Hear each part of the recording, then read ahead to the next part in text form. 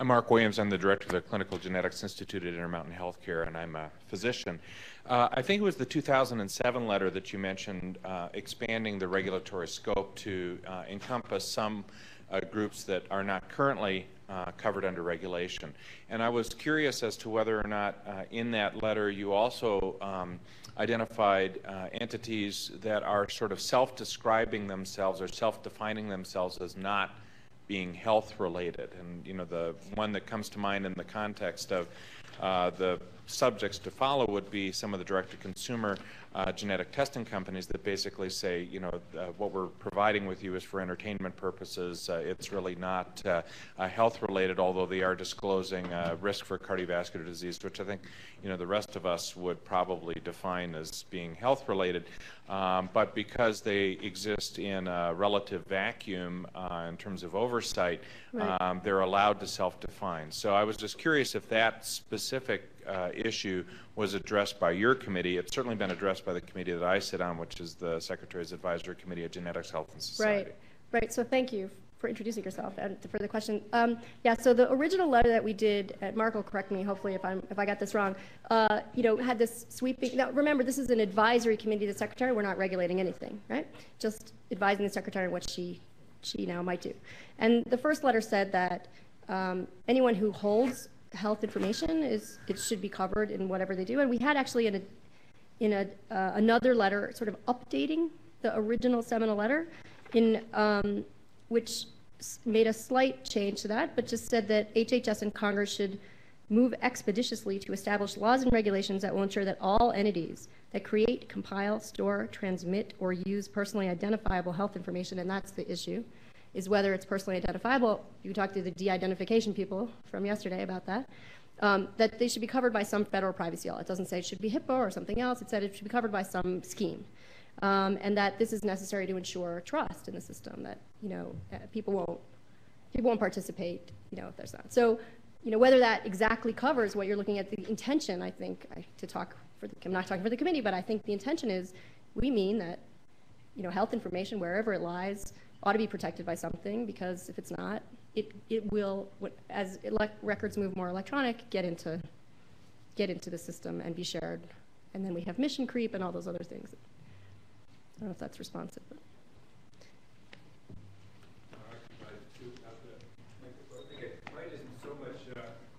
Can you hang on for the microphone, because we're broadcasting? And also, could you please introduce yourself? Doug Hasbrook. I'm an MD in the insurance realm, and I've also been in public policy realms. But I guess my comment is, I think the issue of record completeness, and maybe Dr. Suarez will speak to this, I think that no matter what form these health records take and the access, as a practicing physician, you're not going to ever assume that that's a complete record. I mean, I think that the duty of the physician is going to be, you know, to use this as a tool rather than as thinking that it's 100% complete.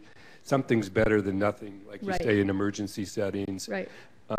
So I don't think really the goal should necessarily be to say, well, all of this is going to be 100% complete in all situations. So I just wanted to make that point. I don't know that. No, thank you. That's, I think, one of the main arguments that privacy advocates would make is, you know, it's your responsibility as a physician to do a complete history and not to rely on whatever's in the record, which might or might not be correct. In particular, we now see personal health records, because electronic health records aren't moving fast enough to be developed, and personal health records have more commercial interest.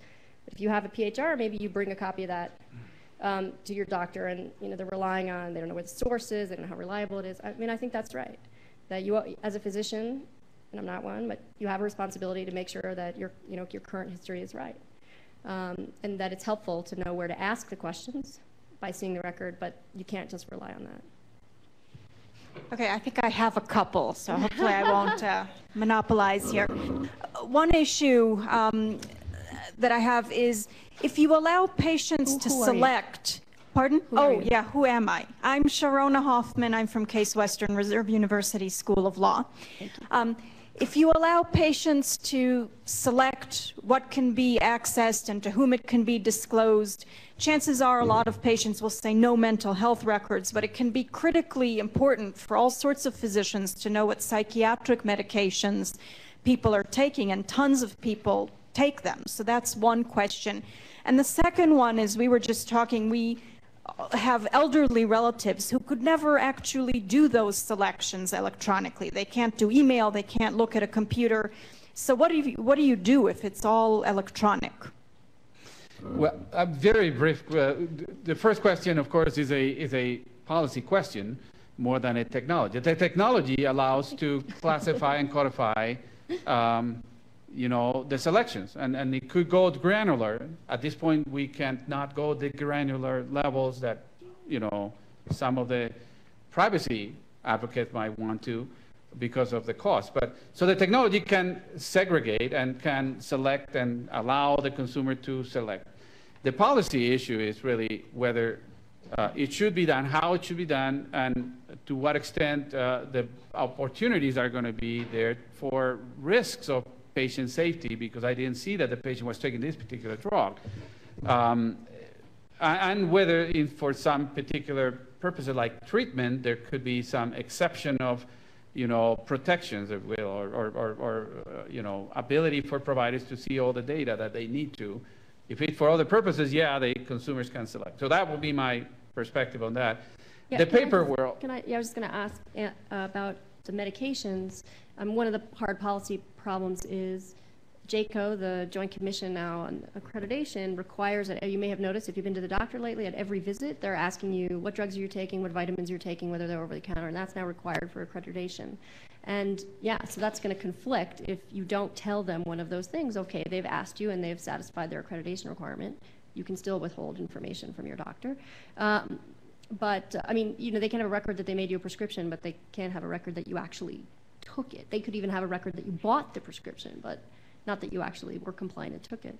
So yeah, there is a policy conflict between trying to mask mental health information and also getting a reconciliation of all the drugs that you're on. And it's not clear what the right policy answer is there, but part of it is, we were talking about before, taking an accurate history, and it's partly, if we want to do this, the responsibility of the doctor to press the patient a little bit in the history about what are they really taking and explaining.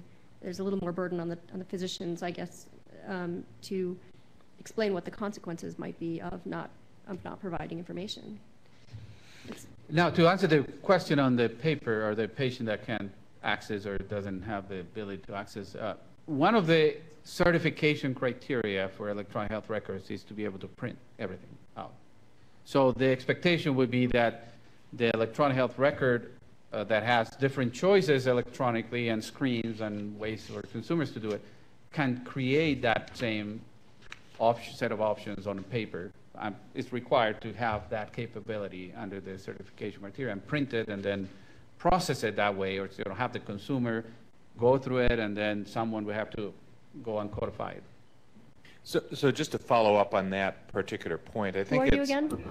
You know who I am. I know, but we're broadcasting, so. So, again, from Intermountain Healthcare, I'm still an MD. And you'll hear from me later, I'm sure, so I'll just store that away. The point about, the fact that there are people that are not going to be electronically able to access, I think there's a couple of issues to bring up there. One is that the elderly are frequently held up as the example of that. And the reality is that if you look at the literature, they're not the problem. If social networking, the largest growth area there is in the 65 plus. In our system, in our patient portal, over half of the people that initiate patient portal accounts are over the age of 50, and out of our 30,000 users, we have nearly 1,000 that are over the age of 80. And so, these people are rapidly becoming sophisticated. There are other groups that probably, for a variety of reasons, do have disparate access to this. But this is a very temporary thing. Within 5 to 10 years, this is a moot point. I think that, we're seeing lower and lower barriers. It's all going to happen through phones. Everybody has phones, and I'm not sure why this is fading in and out, but it has nothing to do with... You have to hold it right next to your mouth. Maybe it's a timing issue on the question. I can hold it. Right. So, yeah, everybody wants their break. So the idea of creating a tremendously redundant system to support this in some ways is not a good use of resources, in my opinion, because this is a temporary phenomenon. Just a quick comment on that. There's exactly the same experience at Kaiser. Our users of the personal health record, a lot of them, very significant portion are over the age of 50, and they're some of the more savvy, and they are not shy in telling you what they think about the product and how they can see it improve. So one challenge, though, which is not a big challenge, but it's important to consider, is not so much the people that, well, it's basically the different language barriers. So you know, some people don't have the knowledge of English to really understand all this, so can the product, and that's when I just realized that actually I'm going to go back and see if in our certification criteria there's that type of expectation that the EHR has the capability to express all that information in different language. I believe it is, but that is one of the goals of meaningful use, actually, is disparities, health disparities, as many of you recall, and certainly the expectation is technology can help rather than create even more divide, can help and should help. So, after thanking our two presenters, we'll have the break, at which point we may swarm them with whatever other questions we have. Thank you. We welcome that.